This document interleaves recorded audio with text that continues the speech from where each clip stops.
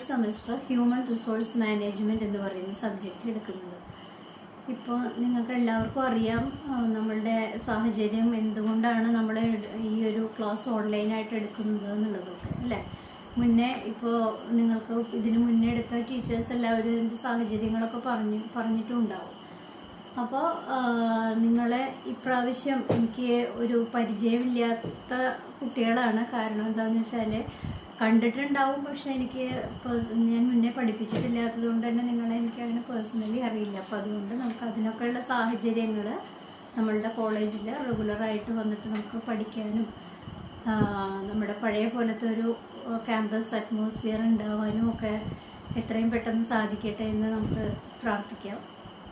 പിന്നെ നമ്മൾ എടുക്കാൻ പോകുന്ന സബ്ജക്റ്റ് നിങ്ങളുടെ സബ്ജക്റ്റുകളൊക്കെ മുന്നേ പറഞ്ഞിട്ടുണ്ടാവുമല്ലോ, ടീച്ചേഴ്സ് മുന്നേ എടുത്ത ക്ലാസ്സുകളിലൊക്കെ പറഞ്ഞിട്ടുണ്ടാവും. അപ്പോൾ നിങ്ങൾക്ക് ഈ സെമ്മിൽ ഞാൻ എടുക്കാൻ പോകുന്നത് ഹ്യൂമൻ റിസോഴ്സ് മാനേജ്മെൻറ്റ് എന്ന് പറയുന്ന സബ്ജക്റ്റാണ്. നമുക്കറിയാം എന്താണ് റിസോഴ്സ് എന്ന് പറഞ്ഞാൽ. റിസോഴ്സ് എന്ന് പറഞ്ഞാൽ എന്താ? വിഭവങ്ങൾ എന്നാണ് അർത്ഥം അല്ലേ. അപ്പോൾ വിഭവങ്ങൾ, ഹ്യൂമൻ റിസോഴ്സ് എന്ന് പറഞ്ഞാൽ എന്താ? മനുഷ്യരെ വിഭവങ്ങളായിട്ട് കണക്കാക്കുകയാണ് എന്ന് പറഞ്ഞാൽ എന്താണെന്ന് നിങ്ങൾക്ക് മനസ്സിലാവുന്നുണ്ടോ? ഹ്യൂമൻ റിസോഴ്സ് എന്ന് പറഞ്ഞിട്ടുണ്ടെങ്കിൽ മനുഷ്യനെ വിഭവങ്ങളായിട്ട് കണക്കാക്കുന്ന പറഞ്ഞാൽ humans are considered as the most valuable things in an organisation.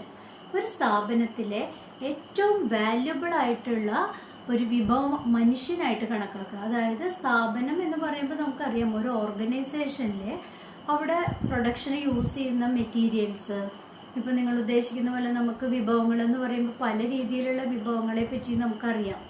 അപ്പോൾ നമ്മൾ ഇവിടെ മനുഷ്യരെ എങ്ങനെയാണ് വിഭവങ്ങളായിട്ട് കണക്കാക്കുക എന്ന് പറയുമ്പോൾ അതാണ് നമ്മൾ ഈ ഒരു ഹ്യൂമൻ റിസോഴ്സ് മാനേജ്മെൻറ്റ് എന്ന് പറയുന്ന ഈ ഒരു ബുക്കിലെ ഉള്ളടക്കം എന്ന് പറയുന്നത്. അപ്പോൾ എന്താണ് ഒരു ഓർഗനൈസേഷനിലെ മനുഷ്യരെ വിഭവങ്ങളാക്കി കണക്കാക്കുന്നത് എന്നുള്ളതിനെ പറ്റിയിട്ടാണ് നമ്മൾ പറയുന്നത്. അതായത് the success of any organization depends upon the quality and effective utilization of human resources എന്നാണ് പറയുന്നത്. അതായത് ഒരു സ്ഥാപനത്തിൻ്റെ, ഒരു ഓർഗനൈസേഷൻ്റെ സക്സസ് എന്ന് പറയുന്നത് എന്തായിരിക്കും? ഒരു ഓർഗനൈസേഷൻ്റെ സക്സസ് എന്ന് പറയുന്നത് ഡെഫിനറ്റ്ലി അവിടുത്തെ എംപ്ലോയീസ് ആണ് എന്നാണ് പറയുന്നത്. അവിടുത്തെ എംപ്ലോയീസ് ഏറ്റവും നല്ല എംപ്ലോയീസ് ആണെങ്കിൽ മാത്രമാണ് ആ സ്ഥാപനം ഏറ്റവും സക്സസ്ഫുൾ ആയിട്ട് കൊണ്ടുപോകാനായിട്ട് സാധിക്കുള്ളൂ. അതുപോലെ തന്നെ ക്വാളിറ്റി ഉള്ള എംപ്ലോയീസ് ആണെങ്കിലാണ് നമുക്ക് ആ ഓർഗനൈസേഷനെ വളരെ സക്സസ്ഫുൾ ആയിട്ട് നമുക്ക് കൊണ്ടുപോകാൻ പറ്റുള്ളൂ. അതുപോലെ തന്നെ an organization considered to be 4 factors, 4 പ്രധാനപ്പെട്ട ഘടകങ്ങളാണ് എവിടെ ഉണ്ടാവുക? ഒരു ഓർഗനൈസേഷനിൽ ഉണ്ടാവുക. എന്തൊക്കെയാണ് ആ 4 ഘടകങ്ങളെന്ന് നിങ്ങൾക്ക് പറയാൻ പറ്റുമോ? അതായത് men, money, material and machinery. These are the main 4 factors. ഈ 4 ഘടകങ്ങൾ, മെൻ എന്ന് പറഞ്ഞാൽ ആരായിരിക്കും? ഡെഫിനറ്റ്ലി അതാണ് എംപ്ലോയീസ് എന്ന് പറഞ്ഞിട്ടുണ്ടെങ്കിൽ. മെറ്റീരിയൽ എന്ന് പറഞ്ഞാൽ നമ്മൾ അവിടെ എന്താണോ നമ്മൾ പ്രൊഡക്ഷൻ ചെയ്യുന്നത് ആ സാധനമാണ് ഓരോ ഓർഗനൈസേഷൻ്റെയും മെറ്റീരിയൽ എന്ന് പറഞ്ഞിട്ടുണ്ടെങ്കിൽ. പിന്നെ എന്തായിരിക്കും? Men, money, material. പിന്നെ മണി എന്ന് പറഞ്ഞാൽ നമുക്കറിയാം ഏത് ഓർഗനൈസേഷൻ്റെ ആണെങ്കിലും ഇനീഷ്യൽ ഇൻവെസ്റ്റ്മെൻറ്റ് നമുക്ക് ക്യാപിറ്റൽ വേണം, അത് in the form of money ആയിരിക്കും. പിന്നെ മെഷീനറീസ്, അവിടെ യൂസ് ചെയ്യുന്ന മെഷീനറീസ്, അതായത് ഏറ്റവും അഡ്വാൻസ്ഡ് വേർഷനിലുള്ള മെഷീനറീസ് ഉണ്ടാവും, ഏറ്റവും പഴയ മോഡലുള്ള മെഷീനറീസ് ഉണ്ടായിരിക്കും. അപ്പോൾ ഏറ്റവും അഡ്വാൻസ്ഡ് മോഡൽ മെഷീനറീസ് നമ്മൾ യൂസ് ചെയ്യുമ്പോൾ അതിൻ്റെ ക്വാളിറ്റി നമുക്ക് ഉണ്ടാവും. അപ്പോൾ ഒരു സ്ഥാപനം ഈ 4 ഘടകങ്ങളെയും മണി, മെൻ, മെറ്റീരിയൽ ആൻഡ് മെഷീനറി എന്ന് പറയുന്ന ഈ 4 ഫാക്ടേഴ്സിനെയും ഏറ്റവും നന്നായിട്ട് യൂട്ടിലൈസ് ചെയ്യുന്ന സ്ഥാപനത്തിനായിരിക്കും എന്തുണ്ടായിരിക്കുക? സക്സസ്ഫുൾ ഉണ്ടായിരിക്കുക എന്നാണ് പറയുന്നത്. ഇനി an organisation to be successful by the utilisation or the അപ്പോയിൻമെന്റ് of right persons in right place എന്ന് പറഞ്ഞാൽ എന്താ? അതായത് നമുക്കറിയാം പല സ്ഥാപനങ്ങളിലും നമുക്ക് ഒരു ആളെ ആവശ്യമുണ്ട് എന്ന് പറയുമ്പോൾ നമ്മൾ അഡ്വർടൈസ്മെന്റ്സ് ഒക്കെ കാണാറുണ്ടാവും അല്ലേ. അവിടെ നമ്മൾ കാണാറുണ്ട് ഓരോ പോസ്റ്റിനും ക്വാളിഫിക്കേഷൻ എന്ന് പറഞ്ഞിട്ട് ഇന്നതാണ് ക്വാളിഫിക്കേഷൻ എന്ന് പറയാറുണ്ട്. എന്തുകൊണ്ടാണ് ഓരോ ജോലിക്കും ഓരോ ക്വാളിഫിക്കേഷൻ പറയുന്നത്? അതായത് ഓരോ ജോലിയുടെയും സ്വഭാവ രീതികൾ അനുസരിച്ച് അവിടുത്തെ ആളുകളുടെ ക്വാളിഫിക്കേഷനിലും വ്യത്യാസം ഉണ്ടായിരിക്കും. അപ്പോൾ അതിനോട് റിലേറ്റഡ് ആയിട്ട് കാര്യങ്ങൾ പഠിച്ച ആളുകൾക്കാണ് അത് കൂടുതൽ നന്നായിട്ട് ചെയ്യാനായിട്ട് സാധിക്കുക. അതുകൊണ്ടാണ് നമ്മൾ പറയുന്നത് ഒരു ഓർഗനൈസേഷന്റെ സക്സസ് എന്ന് പറയുന്നത് അവിടെ റൈറ്റ് പേഴ്സൺസിനെ റൈറ്റ് പ്ലേസിൽ അപ്പോയിന്റ് ചെയ്താൽ മാത്രമാണ് ആ ഓർഗനൈസേഷൻ ഒരു വെൽ ഓർഗനൈസ്ഡ് സ്ഥാപനമായിട്ട് മുന്നോട്ട് പോകുള്ളൂ എന്നാണ് പറയുന്നത്. ഇത്രയും ആണ് നമ്മളുടെ ഹ്യൂമൻ റിസോഴ്സ് മാനേജ്മെന്റിന്റെ ഒരു ഇൻട്രൊഡക്ഷൻ ആയിട്ട് നമുക്ക് പറയാനുള്ളത്. അതായത് നമുക്ക് എന്താണ് ഹ്യൂമൻ റിസോഴ്സ് എന്നുള്ളതിനെ പറ്റി നിങ്ങൾക്കൊരു ഐഡിയ തരികയാണ് ചെയ്യുന്നത്. അതെന്താന്ന് മനസ്സിലായല്ലോ. അപ്പൊ നമ്മൾ വിഭവങ്ങൾ എന്ന് പറയുമ്പോൾ എന്താ മനുഷ്യ വിഭവങ്ങൾ എന്ന് ചോദിക്കുന്നതിന് ഉള്ള ഒരു ആൻസർ ആണ് ഇപ്പൊ നമ്മൾ ഈ ഇൻട്രൊഡക്ഷനിലൂടെ പറയുന്നത്. അടുത്തത് concept of human resource management ആണ്. അതായത് the human resource means the people at work in an organisation. അതായത് ഒരു ഓർഗനൈസേഷനിൽ വർക്ക് ചെയ്യുന്ന ആളുകൾ അല്ലെങ്കിൽ ലേബേഴ്സ്, അവരെയാണ് നമ്മൾ എന്തെന്ന് പറയുന്നത്, അവരെയാണ് നമ്മൾ ഹ്യൂമൻ റിസോഴ്സ് എന്ന് പറയുന്നത്. ഇനി ഇൻ ഏർലിയർ കൺസെപ്റ്റ് കുറെ മുന്നേ ഇപ്പൊ നമ്മൾ പറഞ്ഞു ഹ്യൂമൻസിനെ നമ്മൾ റിസോഴ്സ് ആയിട്ടാണ് കണക്കാക്കുന്നത് എന്ന് പറഞ്ഞു. പക്ഷേ ഇൻ ഏർലിയർ കൺസെപ്റ്റ് കുറച്ച് മുന്നേ ഉള്ള ഒരു കാലഘട്ടത്തിൽ നമ്മളുടെ എല്ലാ സ്ഥാപനങ്ങളിലും the people who are working in an organization is just treated as labor. അതായത് ലേബേഴ്സ് എന്ന് വെച്ചിട്ടുണ്ടെങ്കിൽ അവര് അതിന്റെ മാനേജ്മെന്റ് എന്ത് ചെയ്യുന്നു, നിർബന്ധമായിട്ടും ഒരു എമൗണ്ട് പേ ചെയ്യുന്നു, അതായത് in the form of wages. ആ വേജസിനെ നമ്മൾ വിലക്കെടുത്ത കുറെ ആളുകൾ, അത്രയുള്ള ഒരു കൺസിഡറേഷൻ ആണ് ലേബേഴ്സ് എന്ന് പറയുന്ന കാറ്റഗറിയിലെ ആളുകൾക്ക് കൊടുത്തിരുന്നുള്ളൂ. അതായത് they doesn't have any right, they doesn't have any opinion, just like that. അതേപോലെ അവർക്ക് ഒന്നിനും ഒരു അഭിപ്രായം ഉണ്ടായിരുന്നില്ല, അല്ലെങ്കിൽ അവർക്ക് എന്തെങ്കിലും താല്പര്യങ്ങൾ ഉണ്ടായിരുന്നില്ല, അല്ലെങ്കിൽ അവരുടെ എബിലിറ്റീസോ സ്കിൽസോ കാണിക്കാനുള്ള ഒരു അവസരങ്ങൾ ഉണ്ടായിരുന്നില്ല. ഇതൊന്നും ഇല്ലാതെ ജസ്റ്റ് അവരെ ഒരു നമ്മൾ പൈസ കൊടുത്ത് വാങ്ങിക്കുന്ന ഒരു just like A material they are treated. അതുകൊണ്ട് തന്നെ അവരൊരു ലേബർ എന്നുള്ള കാറ്റഗറിയിലാണ് ഉൾപ്പെടുത്തിയിട്ടുണ്ടായിരുന്നത്. ഇനി now employees R treated as A most valuable things or most precious things in an organisation. അതായത് ജസ്റ്റ് ലൈക്ക് എന്താ പറയുക, asset, capital asset or capital അങ്ങനെയുള്ള രീതിയിലാണ് നമ്മൾ എന്തായിട്ട് കണക്കാക്കുന്നത് നമ്മളുടെ എംപ്ലോയീസിനെ. അതായത് നമ്മുടെ ഹ്യൂമൻ റിസോഴ്സ് ആയിട്ടാണ് നമ്മുടെ എംപ്ലോയീസിനെ കണക്കാക്കുന്നത്. അപ്പോൾ അവർക്ക് എന്തുണ്ട്, ഓരോ എംപ്ലോയീസിനും അവരവരുടേതായിട്ടുള്ള റൈറ്റ്സ് ഉണ്ടായിരിക്കും, അവരവരുടേതായിട്ടുള്ള ഒപ്പീനിയൻ ഉണ്ടായിരിക്കും, ഇൻഡിവിജ്വൽ ആയിട്ടുള്ള ഒബ്ജക്റ്റീവ്സ് ഉണ്ടായിരിക്കും. ഇങ്ങനെയുള്ള ആളുകളായിട്ട് വളരെ വാല്യുബിൾ ആയിട്ടുള്ള ഒരു റിസോഴ്സ് ആയിട്ടാണ് ഇപ്പോൾ നമ്മളുടെ ഏറ്റവും ലേറ്റസ്റ്റ് രീതിയിൽ നമ്മളുടെ ഹ്യൂമൻ ബീയിങ്സ് അല്ലെങ്കിൽ അവിടുത്തെ പീപ്പിൾസിനെ അല്ലെങ്കിൽ അവിടുത്തെ എംപ്ലോയീസിനെ ട്രീറ്റ് ചെയ്യുന്നത് എന്നാണ് പറയുന്നത്. അതാണ് മുന്നേ ഉള്ള ഒരു നമ്മളുടെ കൺസെപ്റ്റ്. അതായത് മുന്നേ ഉണ്ടായിരുന്നത് ജസ്റ്റ് നമ്മൾ പറഞ്ഞില്ലേ, പൈസ കൊടുത്ത് വാങ്ങിക്കുന്ന ഒരു സാധനം, അതിന് പകരം ഇന്ന് നമ്മളതിന് ഏറ്റവും ഇമ്പോർട്ടൻസ് കൊടുക്കുന്നു അല്ലെങ്കിൽ കൂടുതൽ വാല്യൂ കൊടുക്കുന്നു എന്നുള്ളതാണ് പറയുന്നത്. ഇനി നമുക്ക് എല്ലാ ഇതിൻ്റെ ടോപ്പിക്കിന് നമ്മൾ പറയുമ്പോഴും നമുക്ക് എന്തുണ്ടായിരിക്കും, ഒരു ഡെഫിനിഷൻ ഉണ്ടായിരിക്കും അല്ലേ. ഇതിൽ നമ്മുടെ ഹ്യൂമൻ റിസോഴ്സ് മാനേജ്മെൻറ്റിനെ പറ്റിയിട്ട് നമ്മളൊരു ഡെഫിനിഷൻ പറയുന്നുണ്ട്. അതായത് according to Ivancevich and Glueck, human resources are considered as the most valuable and most precious things in an organization to achieve the goal of an organization. ഒരു സ്ഥാപനത്തിൻ്റെ ഗോൾ അച്ചീവ് ചെയ്യാൻ വേണ്ടിയിട്ട് ഏറ്റവും നന്നായിട്ട് യൂസ് ചെയ്യുന്ന ഒരു റിസോഴ്സ് ആണ് എന്തെന്ന് പറഞ്ഞാൽ ഹ്യൂമൻ ബീയിങ്സ് അല്ലെങ്കിൽ എംപ്ലോയീസ് എന്ന് പറഞ്ഞിട്ടുണ്ടെങ്കിൽ അതാണ് ഇവാൻസ്വിച്ചിൻ്റെയും ബ്ലോക്കിൻ്റെയും ഒരു ഡെഫിനിഷനിൽ നമ്മൾ പറയുന്നത്. അടുത്തത് ഫീച്ചേഴ്സ് ഓഫ് HRM ആണ്. എന്തൊക്കെയാണ് HRMന്റെ ഫീച്ചേഴ്സ് എന്നാണ് അടുത്തത് പറയുന്നത്.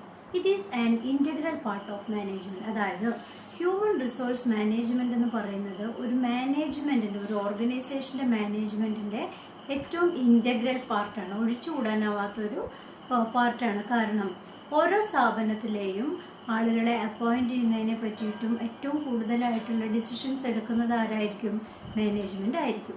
അതുകൊണ്ട് തന്നെ നമുക്ക് ഇതിന് എന്ത് പറയാം, it's an integral part of management. അടുത്തത് set of principles and policies. അതായത് അടുത്തത് പറയുന്നത് എന്താണ്, ഹ്യൂമൻ റിസോഴ്സ് മാനേജ്മെന്റ് എന്ന് പറയുന്നത് it includes lots of principles and policies. അതായത് each and every organization have their own principles and policies. അല്ലേ? ഓരോ സ്ഥാപനങ്ങൾക്കും അവരുടേതായിട്ടുള്ള എന്തുണ്ടായിരിക്കും? പ്രിൻസിപ്പിൾസ് ഉണ്ടായിരിക്കും, പോളിസീസ് ഉണ്ടായിരിക്കും. അതനുസരിച്ചിട്ടാണ് ഓരോ സ്ഥാപനങ്ങളും ഫങ്ഷൻ ചെയ്യുന്നത്.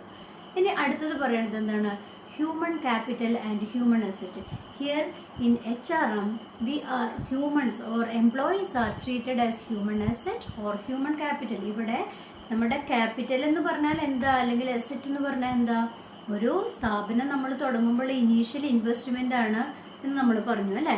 അപ്പോൾ ഇവിടെ നമ്മുടെ ഒരു ഇനീഷ്യൽ ഇൻവെസ്റ്റ്മെന്റ് എന്ന് പറഞ്ഞാൽ എന്താണ്? ഇവിടെ നമ്മുടെ ഇൻവെസ്റ്റ്മെന്റ് എന്ന് പറയുന്നത് അവിടുത്തെ എംപ്ലോയീസിനെയാണ് നമ്മൾ എന്തായിട്ട് കണക്കാക്കുന്നത്?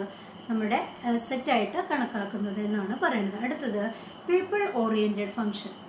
ഇനി നമ്മൾ പറഞ്ഞു ഓരോ ഓർഗനൈസേഷനും എന്തുണ്ട് എന്ന് പറഞ്ഞു? ഓരോ ഒബ്ജക്റ്റീവ് ഉണ്ടായിരിക്കും, ഓരോ ഗോൾ ഉണ്ടായിരിക്കും. ജസ്റ്റ് ലൈക്ക് ദാറ്റ് എല്ലാ വ്യക്തികളും, the person who are employed in an organization, they also have some kind of goals and objectives. അല്ലേ? നമ്മൾ ഓരോരുത്തരും ജോലിക്ക് പോകുന്നത് എന്തിനു വേണ്ടിയിട്ടാണ്? നമ്മളുടെ പേഴ്സണൽ ആവശ്യങ്ങളും കൂടിയും. ഡെഫിനറ്റ്ലി നമുക്ക് നമ്മളുടെ ജോലിയോട് ഡെഡിക്കേഷൻ ഉണ്ടായിരിക്കും.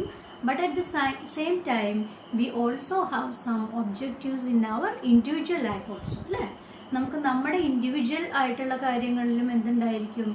ഇതേപോലെയുള്ള ഒരു ഒബ്ജക്റ്റീവ് ഉണ്ടായിരിക്കും. അടുത്തതാണ് കോംപ്രിഹെൻസീവ് ഫംഗ്ഷൻ. കോംപ്രിഹെൻസീവ് ഫംഗ്ഷനിൽ വളരെ ഇമ്പോർട്ടൻ്റ് ആയിട്ടുള്ള ഒരു ഫീച്ചറാണ്. എന്താ കാരണം? അതായത് each and every organization find out the right personalities for their employee, for their organization. അവരുടെ ഓർഗനൈസേഷനിലേക്ക് ആവശ്യമുള്ള ആളുകളെ ഫൈൻഡ് ഔട്ട് ചെയ്യുന്നു. എങ്ങനെയാണ്? Through recruitment, selection, placement, training, up to retirement. ആ റിട്ടയർമെന്റ് വരെ ഒരാളെ ജോലിക്ക് നമ്മൾ റിക്രൂട്ട് ചെയ്ത് അയാളെ സെലക്ട് ചെയ്ത് അതിനാവശ്യമായിട്ടുള്ള പ്ലേസ്മെന്റ് കൊടുത്ത്, ട്രെയിനിങ് കൊടുത്ത്, ആവശ്യമുള്ള മെയിൻ്റനൻസ് ചെയ്ത്, പിന്നീട് ഒരു റിട്ടയർമെന്റ് വരെയുള്ള എല്ലാ ഘടകങ്ങളിലും ആർക്ക് ഇൻവോൾവ്മെന്റ് ഉണ്ടായിരിക്കും? ഹ്യൂമൻ റിസോഴ്സ് മാനേജ്മെന്റിന് ഇൻവോൾവ്മെന്റ് ഉണ്ടായിരിക്കും എന്നാണ് പറയുന്നത്. അടുത്തതാണ് പെർവാസീവ് ഫംഗ്ഷൻ. നമ്മൾ എപ്പോഴും പറഞ്ഞു മാനേജ്മെന്റ് ഫംഗ്ഷൻ അല്ലെങ്കിൽ മാനേജീരിയൽ ഫംഗ്ഷൻ എന്നൊക്കെ പറഞ്ഞു. പക്ഷേ the human resource concept, according to human resource concept, ഇവിടെ നമ്മൾ എന്താ ചെയ്യുന്നത്? ഒരു മാനേജ്മെന്റ് ലെവലിലുള്ള കാര്യങ്ങൾ മാത്രമല്ല, ടോപ്പ് ടു ബോട്ടം ലെവലിലുള്ള ആളുകളെയും ദേ ആർ കൺസിഡറിങ്. അതായത് ഹ്യൂമൻ റിസോഴ്സ് മാനേജ്മെന്റിൽ അവർ സ്വീപ്പർ മുതൽ ഏറ്റവും ടോപ്പിലുള്ള ഒരു പൊസിഷനിലുള്ള ആളെ വരെ അവരുടേതായിട്ടുള്ള കാറ്റഗറി അനുസരിച്ചിട്ട് കൺസിഡർ ചെയ്യുന്നു എന്നുള്ളതാണ് ഹ്യൂമൻ റിസോഴ്സ് മാനേജ്മെന്റിന്റെ വേറൊരു പ്രധാനപ്പെട്ട ഫീച്ചർ. അടുത്തത് ഇൻഡിവിജ്വലിസ്റ്റിക് അപ്രോച്ചാണ്. ഇതിൽ പറയണത് എന്താണ്? ഇൻഡിവിജ്വൽസ്, ഓരോ ഇൻഡിവിജ്വൽസിനും അവരർഹിക്കുന്ന എല്ലാ കൺസിഡറേഷൻസും അല്ലെങ്കിൽ അവരുടെ ഗോൾ അച്ചീവ് ചെയ്യാൻ അല്ലെങ്കിൽ അതിൻ്റെ ഒബ്ജക്റ്റീവ്സിൽ എത്താനുള്ള എല്ലാ സാഹചര്യങ്ങളും ഹ്യൂമൻ റിസോഴ്സ് മാനേജ്മെന്റ് ഒരുക്കി കൊടുക്കുന്നു. അതുപോലെ തന്നെ എന്താ പറയണത്? മോസ്റ്റ് വാല്യൂഡ് അല്ലെങ്കിൽ വളരെ വാല്യുബിൾ ആയിട്ടുള്ള ഒരു വ്യക്തികളെ വളരെ വാല്യുബിൾ ആയിട്ടാണ് ഇവിടെ കൺസിഡർ ചെയ്യുന്നത്.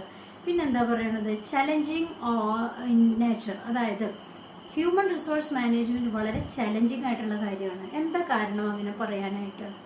അതായത് നമുക്കറിയാം ഒരു എംപ്ലോയീസ് എന്ന് പറഞ്ഞാൽ ഇൻഡിവിജ്വൽസ്, ഓരോ ആളുകൾക്കും വളരെ വളരെ വെറൈറ്റീസ് ആയിട്ടുള്ള സ്വഭാവങ്ങളുള്ളതാണ്. അതായത് ഓരോരുത്തരുടെ ബിഹേവിയറിൽ വ്യത്യാസങ്ങൾ ഉണ്ടായിരിക്കും. It is not easy to coordinate all those people in one roof, അല്ലെ? Under one roof. ഒരു റൂഫിന്റെ കീഴിൽ ഇത്രയും പേരെ കൊണ്ട് നിർത്തുക, ഒരുമിച്ച് കൊണ്ടുപോവുക എന്നുള്ളത് അത്ര ഈസി ആയിട്ടുള്ളൊരു ടാസ്ക് അല്ല. അപ്പോൾ നമുക്ക് മണിയാണെങ്കിലും മെറ്റീരിയൽ ആണെങ്കിലും വി ക്യാൻ യൂട്ടിലൈസ് ഈസിലി. നമുക്ക് എങ്ങനെ വേണമെങ്കിൽ അതിനെ യൂസ് ചെയ്യാൻ പറ്റും, നോക്കാൻ പറ്റും. പക്ഷേ ഓരോ ഹ്യൂമൻ ബീയിങ് എന്ന് പറയുന്നത് പലരും എംപ്ലോയീസ് ആർ ഡിഫറെൻറ്റ് ബിഹേവിയറുള്ള ആളുകളാണ്, അല്ലേ? അങ്ങനെയുള്ള ആളുകളെ നമുക്ക് ഒരുമിച്ച് കൊണ്ടുവരിക, ഒരുമിച്ച് കൺട്രോൾ ചെയ്ത് നിർത്തുക എന്നുള്ളത് ഒരു വലിയൊരു ടാസ്ക്കാണ്. അതുകൊണ്ടാണ് നമ്മൾ പറയുന്നത് ഇതൊരു ചലഞ്ചിങ് ഫാക്ടറാണ് എന്നുള്ളത്. അടുത്തത് ഇമ്പോർട്ടൻസ് ഓഫ് HRM ആണ്. എന്താ ഇമ്പോർട്ടൻസ്? നമ്മൾ പറഞ്ഞു ഇമ്പോർട്ടൻസ് എന്താണെന്നല്ലേ. അതെ, HRMന്റെ ഇമ്പോർട്ടൻസ് എന്താണ്? ഏറ്റവും നല്ല ഒരു ഓർഗനൈസേഷൻ്റെ സക്സസ്സിന് ആവശ്യമായിട്ടുള്ള ഒരു നല്ല എംപ്ലോയീസിനെ സെലക്ട് ചെയ്യുക, അതിനെ നന്നായി കൊണ്ടു നടത്തുക എന്നുള്ളതാണ് എപ്പോഴും എന്ത് പറയണത്, ഒരു HRMന്റെ ഇമ്പോർട്ടൻസ് എന്ന് പറഞ്ഞിട്ടുണ്ടെങ്കിൽ. അതിൽ ഫസ്റ്റ് പോയിന്റ് എന്താ പറയണത്? Providing manpower. അതായത് നമുക്ക് ഏറ്റവും നല്ല മാൻ പവർ, അതായത് successful of an organization depends upon the right selection of right person with pure skill and ability to do to appoint in the right place. അതായത് നല്ല സ്കില്ലും എബിലിറ്റിയും ഒക്കെ ഉള്ള ഒരാളെ എവിടെ അപ്പോയിന്റ് ചെയ്യുന്നു? ആ റൈറ്റ് പ്ലേസിൽ, ഏറ്റവും ആപ്റ്റ് ആയിട്ടുള്ള ഒരു സ്ഥലത്ത് നമ്മൾ എന്ത് ചെയ്യുന്നു? അപ്പോയിന്റ് ചെയ്യുന്നു. അത് ചെയ്താൽ മാത്രമാണ് ശരിയായിട്ടുള്ള ക്വാളിഫിക്കേഷൻ ഉള്ള ഒരാളെ നമുക്ക് ആ ജോലിയിൽ അപ്പോയിന്റ് ചെയ്യുമ്പോൾ മാത്രമാണ് നമ്മൾ ഉദ്ദേശിക്കുന്ന ഒരു റിസൾട്ട് ഉണ്ടാവുള്ളൂ. That will lead the success of an organisation. ഇനി next one is changing the business environment. ഇനി എന്താ പറയുന്നത്? ചേഞ്ചിങ് ദ ബിസിനസ് എൻവയോൺമെന്റ് എന്ന് പറഞ്ഞാൽ നമുക്കറിയാൻ പറ്റും, ഒരു ബിസിനസ് എന്ന് പറഞ്ഞിട്ടുണ്ടെങ്കിൽ എപ്പോഴും lots of uncertainties are there, അല്ലേ? അതായത് നമുക്ക് എപ്പോൾ വേണമെങ്കിലും ഒരു ബിസിനസ്സിൽ എന്തുണ്ടാവാം? ലാഭം ഉണ്ടാവാം, നഷ്ടം ഉണ്ടാവാം, അല്ലെങ്കിൽ ഒരുപാട് റിസ്ക് ഫാക്ടേഴ്സ് ഉള്ള ഒരു കാര്യമാണ്, അല്ലേ?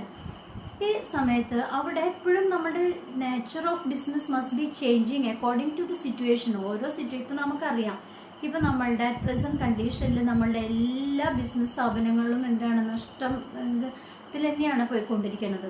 അപ്പോൾ എന്താ കാരണം എന്താണെന്ന് വെച്ചാൽ ഇപ്പോഴത്തെ സിറ്റുവേഷൻ അതാണ്. പ്രസന്റ് സിറ്റുവേഷൻ COVID-19 എന്ന് പറയുന്ന ഈ ഒരു സിറ്റുവേഷനിൽ നമുക്ക് ആർക്കും നമ്മളുടെ ഒരു ബിസിനസ്, ഒരു ഓർഗനൈസേഷനെ റൺ ചെയ്യിക്കാൻ പറ്റാത്ത ഒരു സിറ്റുവേഷനാണ്.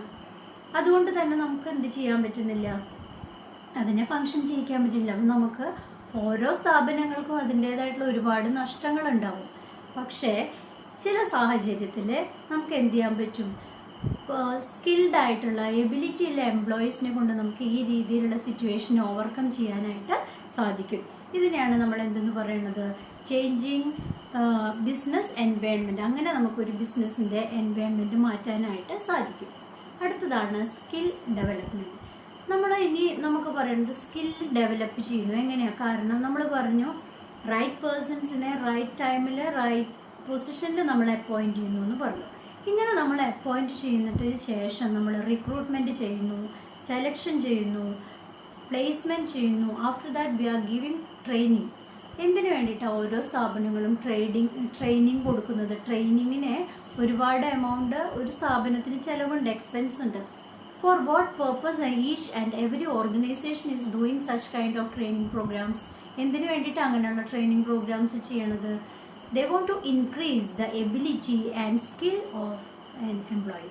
അവരുടെ എംപ്ലോയീസിന്റെ സ്കില്ലും എബിലിറ്റിയും വർദ്ധിപ്പിക്കുക എന്നുള്ളതാണ് അതിന്റെ ലക്ഷ്യം, അല്ലേ? അങ്ങനെ ചെയ്താൽ മാത്രമാണ് അവർക്ക് എന്ത് കിട്ടുന്നുള്ളൂ? അവർക്ക് ആ ഒരു സക്സസ് അല്ലെങ്കിൽ അവരുടെ ഗോളിലേക്ക് അവരെ എത്തിക്കുന്നുള്ളൂ എന്നാണ് പറയുന്നത്. അപ്പോൾ അതാണ് ആ പോയിന്റ്. ഇനി അടുത്തതാണ് നാഷണൽ ഇൻകം. ഇനി നമ്മൾ എപ്പോഴും ഫോക്കസ് ചെയ്തത് നമ്മളുടെ ഓർഗനൈസേഷനിലേക്ക് മാത്രമാണ്. അതായത് ഓർഗനൈസേഷൻ ഇൻകം ഉണ്ടാവുന്നു, ഓർഗനൈസേഷന്റെ വെൽത്ത് വർദ്ധിക്കുന്നു എന്നുള്ളതൊക്കെയാണ്. പക്ഷേ ഇവിടെ human resource helps to increase the national wealth also എന്ന് പറയുന്നു. അത് ഒരു എക്സാമ്പിൾ പറയുകയാണെന്നുണ്ടെങ്കിൽ IT professionals. അതായത് IT professionals are not only the asset of their organization, they are the proper asset of the nation, അല്ലെങ്കിൽ they are the wealth of our nation എന്നാണ് പറയുന്നത്. Example പറയുകയാണെങ്കിൽ നമ്മുടെ TCS, ഇൻഫോസിസ്, അതുപോലെ തന്നെ ഇൻഫോ പാർക്ക്, അങ്ങനെയുള്ള ഒരുപാട് സ്ഥലങ്ങളുണ്ട്, അല്ലേ? ഈ സ്ഥാപനങ്ങളൊക്കെ നമ്മുടെ IT മേഖലകളിലുള്ള ആളുകൾ നാഷണൽ വെൽത്ത് ഇൻക്രീസ് ചെയ്യാനും കൂടി ഹെൽപ്പ് ചെയ്യുന്നു എന്നാണ് പറയണത്.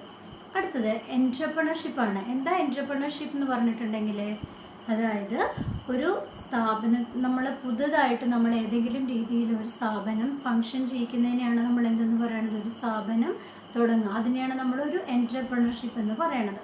അത് തുടങ്ങുന്ന ആളെയാണ് നമ്മൾ എന്ത് പറയുക? എൻട്രപ്രണർ എന്ന് പറയുന്നത്. അപ്പോൾ ഇവിടെ ഒരു ജോലിയിൽ ഉണ്ടായിരുന്ന ഒരാൾ, അതായത് ഈച്ച് ആൻഡ് എവറി എംപ്ലോയി അല്ലെങ്കിൽ some skilled employees are quit their job. After they got some experience, അവർക്ക് കുറേ എക്സ്പീരിയൻസ് കിട്ടിയതിന് ശേഷം അവരെന്ത് ചെയ്യുന്നു, they decided to quit their job. For what purpose? They want to start a new entrepreneurship. അവരെന്ത് ചെയ്യുന്നു, പുതിയ ഒരു എന്റർപ്രണർഷിപ്പ് തുടങ്ങുന്നു. അപ്പോൾ here they create some entrepreneurial activities that will also lead the increasing national income. ഇതും നമ്മുടെ national income വർദ്ധിക്കാൻ കാരണമാകുന്നുണ്ട്. മനസ്സിലായോ? പിന്നെ അടുത്തതാണ് innovation and creativity. By doing their work and after their training every employees must increase their skill and ability. അല്ലേ?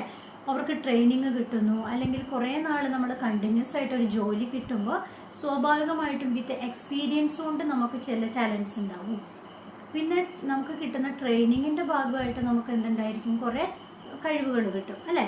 ഇത് നമുക്ക് പുതിയ പുതിയ ഐഡിയാസ് ഉണ്ടാക്കുന്നു, നമ്മുടെ ക്രിയേറ്റിവിറ്റി അല്ലെങ്കിൽ നമ്മുടെ ഇന്നൊവേഷൻ എന്ന് പറഞ്ഞാൽ എന്താ, പുതിയ പുതിയ, അതായത് നമ്മളൊരു കാര്യം ചെയ്തുകൊണ്ടിരിക്കുമ്പോൾ ഇങ്ങനെ ചെയ്താൽ ഒന്നും കൂടി നന്നാവും എന്ന് തോന്നില്ലേ, അതേപോലെയുള്ള ന്യൂ ഐഡിയാസ് നമുക്ക് വരും. അതിനെയാണ് നമ്മൾ എന്തെന്ന് പറയുന്നത്, ഇന്നൊവേഷൻ അല്ലെങ്കിൽ ക്രിയേറ്റിവിറ്റി.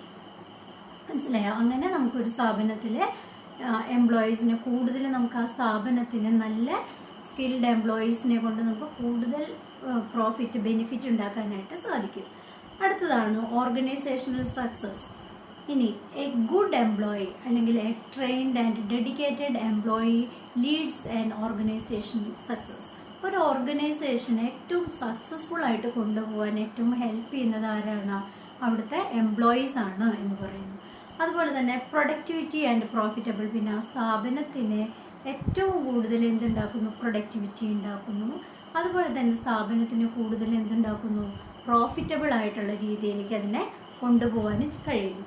ഇത്രയും കാര്യങ്ങളാണ് നമുക്ക് ഒരു HRM, ഹ്യൂമൻ റിസോഴ്സ് മാനേജ്മെന്റ് എന്ന് പറയുന്ന ഇതിൻ്റെ ഫങ്ഷൻ കൊണ്ട് അല്ലെങ്കിൽ ഈ ഒരു സിസ്റ്റം അപ്ലൈ ചെയ്യുന്നത് കൊണ്ട് നമുക്ക് ഉണ്ടാവാവുന്ന പ്രധാനപ്പെട്ട ഗുണങ്ങൾ, അല്ലെങ്കിൽ ഇതൊക്കെയാണ് ഈ ഘടകങ്ങളൊക്കെ നമുക്കൊരു സ്ഥാപനത്തിൽ ഉണ്ടാക്കാൻ കഴിയുന്നു എന്നുള്ളതാണ് ഹ്യൂമൻ റിസോഴ്സ് മാനേജ്മെന്റ് കൊണ്ട് നമ്മൾ ഉദ്ദേശിക്കുന്നത്. അടുത്തത് objectives of human resource management ആണ്.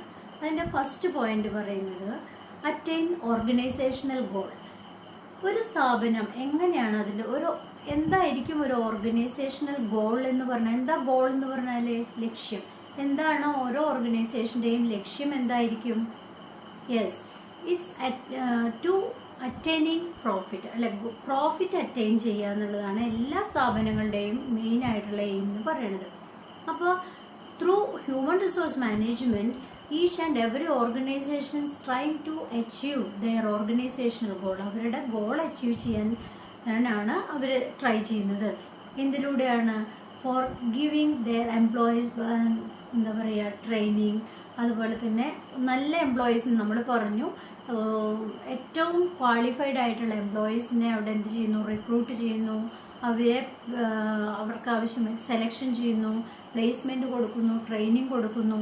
Through these all functions they are achieving their goal. മനസ്സിലായോ? അപ്പോൾ അവരുടെ ഗോള് ഓരോ സ്ഥാപനങ്ങളും അവരുടെ ഗോള് എത്തിക്കാൻ വേണ്ടിയിട്ടാണ് എന്ത് ചെയ്യുന്നത്, ഇതേപോലെയുള്ള ട്രെയിനിങ് പ്രോഗ്രാംസും കാര്യങ്ങളൊക്കെ കൊടുക്കുന്നത്. അടുത്തത് effective use of man power. ഇനി നമ്മൾ റിക്രൂട്ട്മെന്റ് കഴിഞ്ഞു, സെലക്ഷൻ കഴിഞ്ഞു, പ്ലേസ്മെന്റും ട്രെയിനിങ്ങും ഒക്കെ കഴിഞ്ഞിട്ട് കിട്ടുന്ന ആ ഒരു എംപ്ലോയീസ് ഉണ്ട്. Every organization utilize the human resource in a most valuably. മനസ്സിലായി? ഏറ്റവും നന്നായിട്ട് തന്നെ അവരെന്ത് ചെയ്യുന്നു, അവിടെ കിട്ടുന്ന എംപ്ലോയീസിനെ യൂസ് ചെയ്യുന്നു. This will lead the achievement of their goals. മനസ്സിലായി? ഇത് അവരുടെ ഗോൾ അച്ചീവ് ചെയ്യുന്നതിലേക്കാണ് എത്തിക്കുന്നത്. അടുത്തതാണ് attract and retain their talents. പിന്നെന്താ പറയുന്നത്, through these kind of training programmes they will get more talented employees. അല്ലേ? നിരന്തരമായിട്ട് നമുക്ക് കിട്ടുന്ന പല ട്രെയിനിങ്ങുകളിലും അല്ലെങ്കിൽ നമുക്ക് കിട്ടുന്ന പല എക്സ്പീരിയൻസസും വളരെ ടാലന്റഡ് ആയിട്ടുള്ള എംപ്ലോയീസിനെയാണ് എന്ത് ചെയ്യുന്നത്, ക്രിയേറ്റ് ചെയ്യുന്നത്. അടുത്തതാണ് ജോബ് സാറ്റിസ്ഫാക്ഷൻ. ജോബ് സാറ്റിസ്ഫാക്ഷൻ എന്ന് പറഞ്ഞാൽ എന്താ, നമ്മളൊരു കാര്യം, ഒരു ജോലി നമ്മൾ ചെയ്യണം. അപ്പോൾ ആസ് എ ടീച്ചർ എനിക്ക് കിട്ടുന്ന എൻ്റെ ജോബ് സാറ്റിസ്ഫാക്ഷൻ എന്ന് പറഞ്ഞാൽ എന്തായിരിക്കും, നിങ്ങളുടെ റിസൾട്ട്. അല്ലേ? നിങ്ങൾക്ക് നല്ലൊരു റിസൾട്ട് ഉണ്ടായി എന്നുള്ളത് അറിയുമ്പോഴാണ് എൻ്റെ ജോലിക്ക് എനിക്കൊരു ടീച്ചിങ് എന്ന് പറയുന്നൊരു പ്രൊഫഷനിൽ ഒരു ടീച്ചർക്ക് കിട്ടുന്ന സാറ്റിസ്ഫാക്ഷൻ. അതുപോലെ തന്നെ ഓരോ ഓർഗനൈസേഷനിലും അവരവർ ചെയ്യുന്ന ജോലിക്ക് കിട്ടുന്ന ആ ഒരു റിസൾട്ട്, അല്ലെങ്കിൽ they are achieving their goal, അല്ലെങ്കിൽ success, growth, that is the satisfaction. അതെങ്ങനെയാണ് ഓരോ സ്ഥാപനവും ഏൺ ചെയ്യുന്നത്? Through these employees. അടുത്തതാണ് guiding employees loyalty, leading employees loyalty. എന്താ ലോയൽറ്റി എന്ന് പറഞ്ഞിട്ടുണ്ടെങ്കിൽ സത്യസന്ധത. എങ്ങനെയാണ് ഒരു എംപ്ലോയീസിന് ലോയൽറ്റി ഉണ്ടാക്കി കൊടുക്കുന്നത്? കാരണം എപ്പോഴാണ് മനുഷ്യർ കൂടുതൽ കള്ളത്തരം കാണിക്കുക? അതായത് നമുക്ക് എന്തെങ്കിലും ഒരു കാര്യം നമ്മുടെ ആവശ്യങ്ങൾക്ക് ഇല്ലാതെയാവുമ്പോഴാണ് മോശമായ കാര്യങ്ങളിലേക്ക് ആളുകൾ പലപ്പോഴും പോകുന്നത്. പക്ഷേ എല്ലാ ഓർഗനൈസേഷൻസ്, അതൊരുവിധം നല്ല മാനേജ്മെന്റ് ഫംഗ്ഷൻ നടത്തുന്ന ഓർഗനൈസേഷൻ എപ്പോഴും എന്ത് ചെയ്യുന്നു? They will provide good remunerations and facilities to their employees. These will lead the loyalty of an employee. അതായത് ഒരു എംപ്ലോയിക്ക് ആവശ്യമുള്ള എല്ലാ സാഹചര്യങ്ങളും, നല്ല റെമ്യൂണറേഷൻ എന്ന് പറഞ്ഞാൽ എന്താ? പ്രതിഫലം, അല്ലേ? അപ്പോൾ അവർക്ക് നല്ല ശമ്പളം കൊടുക്കുന്നു, നല്ല ജീവിത സാഹചര്യങ്ങൾ കൊടുക്കുന്നു. സ്വാഭാവികമായിട്ടും ഇത് എന്തിലേക്ക് ലീഡ് ചെയ്യുന്നു? എംപ്ലോയിക്ക് കമ്പനിയോട് കൂടുതൽ ലോയൽറ്റി, സത്യസന്ധതയും ആത്മാർത്ഥതയോടും കൂടി ജോലി ചെയ്യാനുള്ള ഒരു മനസ്സ് ഉണ്ടാവുകയാണ് ചെയ്യുന്നത്. ഇനി എന്ത് ചെയ്യുന്നു? Managing change. മാനേജിങ് ചേഞ്ച് എന്ന് പറഞ്ഞാൽ നമുക്ക് എന്താ? അതായത് ഓരോ കാലഘട്ടത്തിലും ഉണ്ടാവുന്ന മാറ്റങ്ങൾ, ആ മാറ്റങ്ങൾക്ക് നമുക്ക് നമ്മുടെ കാര്യങ്ങൾ തന്നെ പ്രാക്ടിക്കലി നമ്മൾ ചെയ്തുകൊണ്ടിരിക്കുന്നത് എന്താ? നമ്മൾ സ്ഥിരമായിട്ട് ക്ലാസ്സുകളിൽ വരുന്നു, കോളേജിൽ വരുന്നു, നമ്മൾ കുട്ടികളുടെ മുന്നിൽ നിന്നിട്ട് നമ്മൾ ക്ലാസ് എടുക്കുന്നു, അല്ലേ? ഇതായിരുന്നല്ലോ നമ്മുടെ ഒരു സിസ്റ്റം ഉണ്ടായിരുന്നത്. പക്ഷെ അക്കോർഡിംഗ് ടു ദി സിറ്റുവേഷൻ നമ്മൾ നമ്മളുടെ രീതികൾ മാറ്റി. അതായത് നമുക്ക് റെഗുലർ ക്ലാസ്സുകൾ ചെയ്യാൻ പറ്റാത്തൊരു സാഹചര്യം ഉണ്ടായി. അപ്പം നമ്മൾ എന്ത് ചെയ്തു? ഈ സാഹചര്യത്തിൽ എങ്ങനെയൊക്കെ നിങ്ങളുടെ ക്ലാസ്സുകൾ മിസ്സാവാതെ എത്തിക്കാൻ പറ്റും, ഈ ഒരു രീതി നമ്മൾ അപ്ലൈ ചെയ്തു. This is managing change. മനസ്സിലായ? സാഹചര്യങ്ങൾ അനുസരിച്ച് മാറാനുള്ള ഒരു കഴിവ്, അതിനെയാണ് നമ്മൾ മാനേജിങ് ചേഞ്ച് എന്ന് പറയുന്നത്. ഇനി പ്രൊമോഷൻ ഓഫ് ടീം വർക്ക്. ഇനി നമുക്കറിയാം എല്ലാറ്റിൻ്റെയും ഒരു എന്താ പറയുക, സക്സസ് എന്ന് പറയുന്നത് ഡെഫിനറ്റ്ലി ഇറ്റ്സ് എന്താ പറയുക, ഒരു ടീം വർക്കാണ്. നമ്മൾ ഒരുമിച്ച് നിന്നിട്ടുണ്ടെങ്കിൽ മാത്രമാണ് നമുക്ക് എന്തുണ്ടാവാൻ പറ്റുള്ളൂ? ഒരു ടീം വർക്കായിട്ട്. ഇപ്പം ഞാൻ നമ്മുടെ നിങ്ങൾക്ക് 5 സബ്ജക്റ്റുകളുണ്ട്.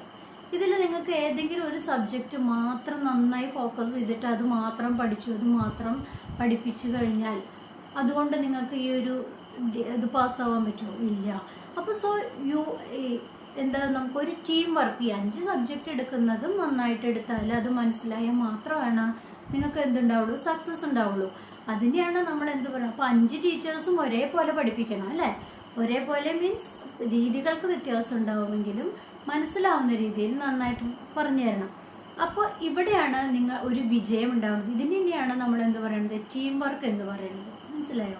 അപ്പോൾ every organisation needs these kind of team works for their success. അപ്പോൾ അവരുടെ സക്സസ്സിന് എന്താവശ്യമാണ്? ഇതേപോലുള്ള ഒരു ടീം വർക്ക് ആവശ്യമാണ്. ഇനി എന്താ പറയുക? Commercialisation of human resource policies. Commercialisation എന്ന് പറഞ്ഞാൽ എന്താ? നമുക്ക് എന്താവശ്യമാണ്? നമ്മുടെ സംഭവങ്ങൾക്കൊക്കെ നമുക്ക് വ്യാവസായികമായിട്ടുള്ള ഒരു മൊമെൻ്റ് ഉണ്ട്. അതിലൂടെയാണ് നമുക്ക് എന്തുണ്ടാവുന്നുള്ളൂ? ബെനിഫിറ്റ് ഉണ്ടാവുന്നുള്ളൂ. ആ ബെനിഫിറ്റ് ഉണ്ടാക്കണമെങ്കിൽ നമ്മൾ എന്ത് ചെയ്യണം?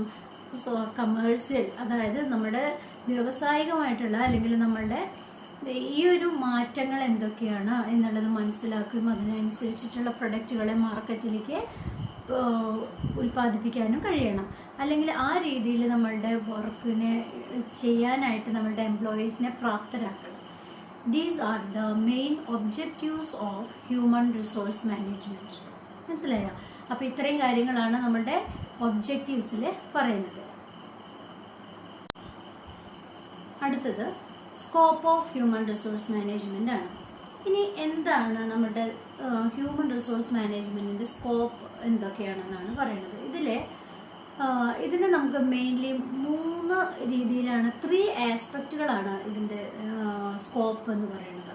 ഒന്ന് പേഴ്സണൽ ആസ്പെക്റ്റ്, രണ്ടാമത്തത് വെൽഫെയർ ആസ്പെക്റ്റ്, മൂന്നാമത്തതാണ് ഇൻഡസ്ട്രിയൽ ആസ്പെക്റ്റ്. മനസ്സിലായി? ഇങ്ങനെ 3 ആസ്പെക്റ്റുകളാണുള്ളത്. നമ്മൾ നേരത്തെയൊക്കെ ഡിസ്കസ് ചെയ്ത പോലെ തന്നെ പേഴ്സണൽ ആസ്പെക്റ്റിൽ എന്തൊക്കെയാണ് പറഞ്ഞിട്ടുണ്ടാവുക? Welfare of an employee, remuneration of an employee, അതുപോലെ തന്നെ ജോബ് ഡെസിഗ്നേഷൻ, അതേപോലെ തന്നെ ഹ്യൂമൻ റിസോഴ്സ് പ്ലാനിങ്, പിന്നെന്താ പറയുന്നത്, റിക്രൂട്ട്മെന്റ് ആൻഡ് സെലക്ഷൻ. ഇത്രയും കാര്യങ്ങളാണ് എന്തിൽ വരുന്നത്? പേഴ്സണൽ ആസ്പെക്റ്റിൽ വരുന്നത്. അതായത് പേഴ്സണൽ ആസ്പെക്റ്റ് എന്ന് പറയുമ്പോൾ ഒരു എംപ്ലോയീനെ ഒരു ഹ്യൂമൻ റിസോഴ്സ് ആക്ട് പ്രകാരം ഒരു സ്ഥാപനത്തിലേക്ക് ആവശ്യമായിട്ടുള്ള എംപ്ലോയീനെ സെലക്ട് ചെയ്യുന്നു, റിക്രൂട്ട് ചെയ്യുന്നു, സെലക്ട് ചെയ്യുന്നു. അത് മുതലേ റിട്ടയർമെന്റ് വരെയുള്ള കാര്യങ്ങളിൽ ഇൻവോൾവ് ആകുന്നു. അതൊരു പേഴ്സണൽ ആസ്പെക്റ്റിലെ ഒരു ഘടകമാണ്. രണ്ടാമത്തത് പറയുന്നത് ഹ്യൂമൻ റിസോഴ്സ് പ്ലാനിങ് ആണ്. നമുക്ക് ഒരു സ്ഥാപനം നമ്മളിപ്പോൾ പലപ്പോഴും അഡ്വർടൈസ്മെന്റ്സ് കാണാറുണ്ട് അല്ലേ? അതായത് ചില കമ്പനികളുടെ പേരുകളൊന്നും പറയുന്നു, അതേപോലെ അപ്പോൾ എന്താ പറയുക, റിക്വയർഡ് ഇത്ര നമ്പർ ആളുകളെ ആവശ്യമാണെന്ന്. അപ്പോൾ ഓരോ സ്ഥാപനങ്ങളിലും the management will decide how much employees V needed in which category and what qualifications they want. എന്തൊക്കെ ക്വാളിഫിക്കേഷൻ വേണം, ഏതൊക്കെ കാറ്റഗറിയിലുള്ള ആളുകളെ വേണം, what are the skills and abilities they want. ഇതൊക്കെ നമ്മൾ എന്ത് ചെയ്യുന്നു? ആദ്യം മനസ്സിലാക്കുന്നു. അപ്പോൾ ഇങ്ങനെ ഒരു ഓർഗനൈസേഷൻ ഡിസൈഡ് ചെയ്തതിന് ശേഷമാണ് നമ്മൾ എന്ത് നടത്തുന്നത്? ആ ഒരു പ്ലാനിങ്, ഇത്ര ആളെ നമുക്ക് റിക്രൂട്ട്മെന്റ് ചെയ്യണം, ഇത്ര ആളെ അതിൽ നിന്ന് നമുക്ക് സെലക്ട് ചെയ്യണം, ഇത്ര ആളുകൾക്ക് പ്ലേസ്മെന്റ് കൊടുക്കണം എന്നുള്ള രീതിയിൽ ഒരു പ്രോപ്പർ പ്ലാനിങ് അവർക്ക് ആദ്യം ഉണ്ടായിരിക്കണം. അടുത്തതാണ് ജോബ് ഡിസ്ക്രിപ്ഷൻ ആൻഡ് അനാലിസിസ്. ഇനി നമ്മൾ ഒരു റിക്രൂട്ട്മെന്റിലൂടെ ചിലപ്പോൾ ഒരു 50 ആളെ സെലക്ട് ചെയ്തു. ഈ 50 ആൾക്കും എല്ലാവരും ഒരു കമ്പനിയിലേക്കാണ് നമ്മൾ 50 ആളെ സെലക്ട് ചെയ്തെങ്കിൽ എല്ലാവരും ഒരു പോസ്റ്റിലായിരിക്കുമോ? അല്ല. ആ പോസ്റ്റ് എന്ന് പറയുന്നത് ഓരോരുത്തരുടെയും ക്വാളിഫിക്കേഷനും സ്കിൽസും എബിലിറ്റീസും ടെക്നിക്കൽ നോളജും ഒക്കെ അനുസരിച്ചുകൊണ്ട് അവരുടെ ഡെസിഗ്നേഷനും കാര്യങ്ങളും ഒക്കെ എന്തായിരിക്കും? വ്യത്യസ്തമായിരിക്കും. അപ്പോൾ നമുക്ക് ഇവിടെ ഇതേപോലെയുള്ള ഒരു തരംതിരിവ് ആവശ്യമാണ്. അടുത്തത് നമ്മുടെ വെൽഫെയർ ആസ്പെക്റ്റ് ആണ്. നമ്മൾ പറഞ്ഞു ഒരു സ്ഥാപനം അവർക്ക് ആവശ്യമായിട്ടുള്ള എന്താ പറയുക, കമ്പനിക്ക് അല്ലെങ്കിൽ ഒരു ഓർഗനൈസേഷൻ ഒരു ഗോൾ ഉണ്ടെന്ന് നമ്മൾ പറഞ്ഞു. അതുപോലെ തന്നെ ഒരു എംപ്ലോയിക്ക് അവരവരുടേതായിട്ടുള്ള ഗോൾസ് ഉണ്ടായിരിക്കും അല്ലേ? ആ ഗോളുകൾ അച്ചീവ് ചെയ്യാൻ വേണ്ടിയിട്ടാണ് ഓരോരുത്തരും എന്ത് ചെയ്യുന്നത്? ജോലി എന്ന് പറയുന്ന ഒരു സംഭവത്തിന് വരുന്നത്. അപ്പോൾ നമുക്ക് എന്താണ് അവരുടെ ഓരോ എംപ്ലോയീസിൻ്റെയും വെൽഫെയർ എന്ന് പറഞ്ഞാൽ എന്തായിരിക്കും? അവർക്ക് ആവശ്യമായിട്ടുള്ള അവരുടെ ക്ഷേമം എന്ന് പറയുമ്പോൾ എന്താ?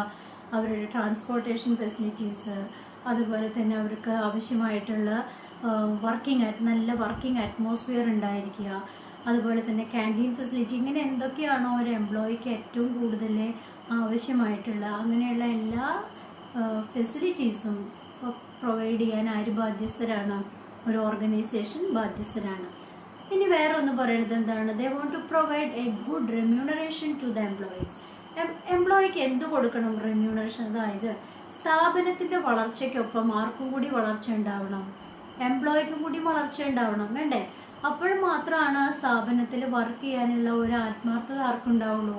എംപ്ലോയിക്ക് ഉണ്ടാവുള്ളൂ. അപ്പോൾ റെമ്യൂണറേഷൻ ഓൾസോ ഗുഡ് അല്ലെങ്കിൽ ആൻ ഇമ്പോർട്ടൻറ്റ് ഫാക്ടർ. ഇത്രയും കാര്യങ്ങളാണ് നമ്മൾ എന്തെന്ന് പറയണത്? പേഴ്സണൽ ആസ്പെക്റ്റിൽ പറയണത്. അടുത്തത് നമ്മൾ പറഞ്ഞു വെൽഫെയർ ആസ്പെക്റ്റ്. വെൽഫെയർ ആസ്പെക്റ്റിൽ പറയണത് എന്താണെന്ന് വെച്ചാൽ നമ്മൾ പറഞ്ഞു നമ്മൾ പലപ്പോഴും കാണാറുണ്ട് നല്ല സ്ഥാപനങ്ങൾ അവിടുത്തെ എംപ്ലോയീസിന് ട്രാൻസ്പോർട്ടേഷന് വേണ്ടിയിട്ട് ഉള്ള സംവിധാനങ്ങൾ ഏർപ്പാടാക്കുന്നു. അതുപോലെ തന്നെ ക്യാൻറ്റീൻ ഫെസിലിറ്റീസ്, അതുപോലെ തന്നെ അവർക്ക് ആവശ്യമായിട്ടുള്ള റിഫ്രഷ്മെൻറ്റ് ക്ലബ്ബുകൾ, ഇങ്ങനെയുള്ള പല കാര്യങ്ങളും ചില കമ്പനികൾ, അതുപോലെ തന്നെ അവരുടെ ഫുഡും അക്കോമഡേഷൻ കാര്യങ്ങളെല്ലാം, മനസ്സിലായി? ഇങ്ങനെയുള്ള പല പല സംവിധാനങ്ങളും പല കമ്പനികളും പ്രൊവൈഡ് ചെയ്യുന്നു. അതായത് ഓരോ കമ്പനികളുടെ ഫിനാൻഷ്യൽ സ്റ്റാറ്റസ് അനുസരിച്ചുകൊണ്ട് അവിടുത്തെ എംപ്ലോയീസിന് ചില സ്ഥാപനങ്ങൾ പറയാറുണ്ട്, ഞങ്ങളുടെ എംപ്ലോയീസ് ഒരു കാരണവശാലും ലൈൻ ബസ്സിൽ ക്യൂ നിന്നുകൊണ്ട് വരരുത്. അതായത് ഓരോ കമ്പനികൾക്കും അതിൻ്റെതായിട്ടുള്ള റെപ്യൂട്ടേഷൻ ഉണ്ടായിരിക്കും അല്ലേ? അതിന് വിഘ്നം വരാത്ത രീതിയിൽ വേണം എന്ത് ചെയ്യാനായിട്ട്? അവിടുത്തെ എംപ്ലോയീസിനെ ട്രീറ്റ് ചെയ്യാനായിട്ട്. അപ്പോൾ ആ രീതിയിൽ എംപ്ലോയീസിനെ കൺസിഡർ ചെയ്യുന്നതാണ് വെൽഫെയർ ആസ്പെക്ട്. ഇനി മൂന്നാമത്തെയാണ് ഇൻഡസ്ട്രിയൽ റിലേഷൻ ആസ്പെക്റ്റ്. 3 ആസ്പെക്റ്റുകളെ പറ്റിയാണ് നമ്മൾ പറഞ്ഞത് അല്ലേ. ഇൻഡസ്ട്രിയൽ റിലേഷൻ ആസ്പെക്റ്റ് എന്താ പറയുന്നത്? Industrial relation aspect deals with the dispute of an employee, discipline of employee and the grievance of an employee, അതുപോലെ തന്നെ minimum wages act, compensative act, ഈ കാര്യങ്ങളെ പറ്റി എല്ലാം എന്ത് ഡീൽ ചെയ്യുന്നുണ്ട്? ഇൻഡസ്ട്രിയൽ ആസ്പെക്റ്റുകൾ ഡീൽ ചെയ്യുന്നുണ്ട് എന്നാണ് പറയുന്നത്. അപ്പോൾ ഇത്രയും കാര്യങ്ങളാണ് നമ്മളുടെ സ്കോപ്പ് ഓഫ് ഹ്യൂമൻ റിസോഴ്സ് മാനേജ്മെൻറ്റിൽ പറയുന്നത്.